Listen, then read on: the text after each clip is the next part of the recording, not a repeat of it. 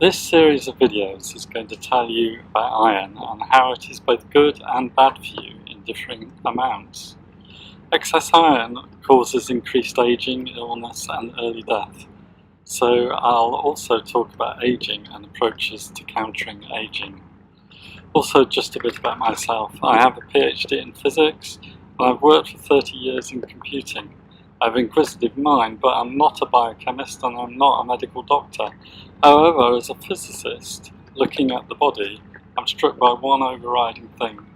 Physics and most non-biological science is underpinned with some very simple rules from which dramatic conclusions can be made. In fact, in physics, we have something called Occam's razor, which encourages the scientist to choose the simplest theory given the choice of several theories. I think the human body is very complicated and all the biochemical processes involved are connected and interdependent. In this way, a single imbalance in some aspect of the body can have a diverse effect on the health of an individual. It's very different from physics. We are continually bombarded by statements: don't have too much sugar, don't have too much fat, or you must have enough iron. I will explain why this is far too simplistic view. In particular for iron, you can have too little, and too much is actually worse for you. In fact, it can kill you. For the biochemistry of the human body, I think the science is very different to physics, and many biologists have mistakenly tried to apply Occam's razor to biochemistry. For this video, I'm just going to talk about iron for now. Iron is essentially for health and correct running of the body. It plays a part in allowing hemoglobin to carry oxygen in the blood and allows oxygen to the muscles. So it is essential to all life, both plants and animals. In fact, we've been told to eat foods containing iron to be healthy. This is all correct. But what is not realised is that at high doses of iron it is a poison. And additionally, even at low doses, iron can build up in the body over years to the extent it can cause early death. That condition is called iron overload. There is nothing controversial in what I've just said, but the awareness and significance and commonality of iron overload is much more controversial. What is accepted by the medical profession is that there is a rare genetic condition called Heredity Hemochromatosis, which I actually suffer from, and has made me get interested in this subject. Now, I say rare because the medical profession call it rare. However, according to the definition of rare, 1 in 10,000, that is incorrect information. It is the diagnosis which is rare, but the prevalence is 5 times more common than rare because it affects 1 in 200 Northern Europeans or people descended from Northern Europeans. So it affects about 1 million North Americans and about 300,000 people in the UK and Northern Ireland, as well as many in Australia and New Zealand. One of the problems is that it is more often than not undiagnosed, and the most common diagnosis takes place at the autopsy, and I think most of the time no autopsy is performed. When diagnosis is performed, it can take 10 years to diagnose. In my case, it only took 5 months for a doctor to confirm that I had something I already knew. Immediately I got my DNA analysed and a blood test. None of this is controversial, but hereditary hemochromatosis has been known about for 100 years and can be treated successfully if diagnosed early enough. In fact, in the next video I will tell you how to self-diagnose using an inexpensive genetic test. That's how I found out I had it. None of this is controversial, and it is known by the medical profession, although my own experience is that certainly my GP had to refer me to a specialist because he or she was not allowed to treat rare conditions. Of course, it's not a rare condition, but this is the fault of the whole medical system in all the countries mentioned.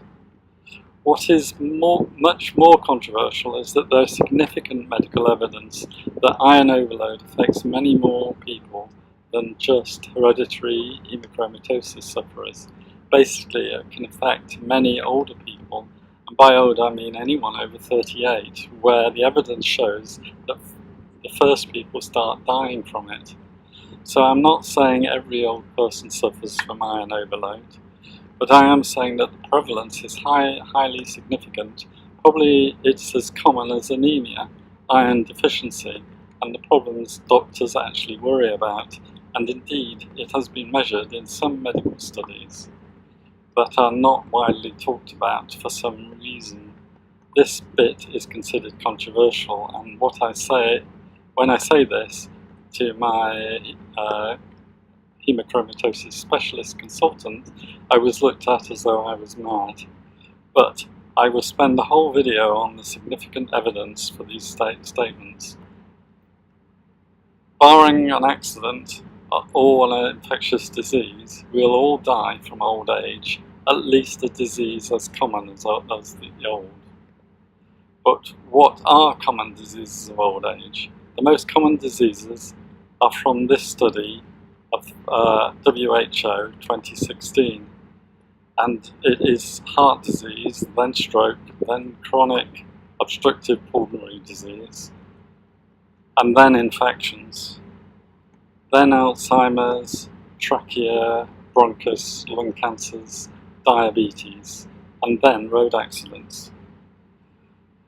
These are the world causes of death, so considering deaths in Europe and North America, you'll find fewer communicable diseases and perhaps relatively more deaths from car accidents. So here on this diagram I show the upper middle income countries and causes of death. Again, it is the non-communicable diseases that we're most interested in, because they can all be associated with excess iron. Let's take out the red, which is diseases you can catch, and car accidents, and you're left with just the blue. This is still the majority of the causes of death, and better known as diseases of old age. So what are diseases of old age? Well, a common feature of all these diseases is inflammation or soreness caused by cell damage. If the tissue or organ involved basically are cells damage over time and get inflamed, the inflammation causes symptoms such as heart failure, arthritis, stroke, cancer, Alzheimer's and diabetes. Oh, and guess what? All these diseases are symptoms of iron overload. Is that a coincidence? So I'm not saying all heart failures are caused by iron overload. What I am saying is that iron overload is a significant root cause of death by heart failure in many but not in all cases. I am going to explain how this can happen in video 4. But for now, you may have heard of a medical term called oxidative stress, and the term about some foods being high in antioxidants. Well, iron is actually an oxidant. It causes the body to effectively rust just like an old car, getting inflamed and getting old. Oxidation results in cell damage, and high damage results in diseases such as cancer and heart disease. The way iron interacts with the body is very complicated, and I'm going to spend a whole video on those processes, but suffice it to say, iron is so fundamental to how the body works. The body has no mechanisms to get rid of iron, unlike all the other poisons which can usually be excreted through the kidneys, so long as the dose is not too high to kill you first. This is the reason why iron is different and so insidiously dangerous. In many ways, it may be better to compare iron with radiation, because radiation has the concept of a lifetime dose. Obviously, high radiation could kill you, but lower doses are treated as cumulative, and it's the cumulative doses adds up to a large dose that can then kill you. This is why your dentist stands outside the room to take teeth x-rays. The dose from any one X-ray is tiny, but over 30 years of being a dentist, it would build up and become fatal.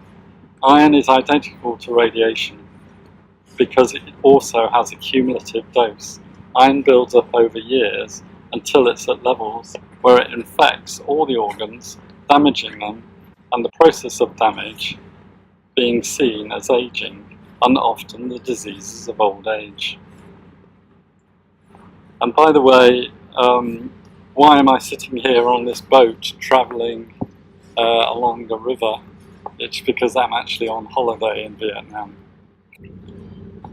That's the end of this first video. The next video will tell you how to self-diagnose hereditary hemochromatosis. Look forward to talking to you then.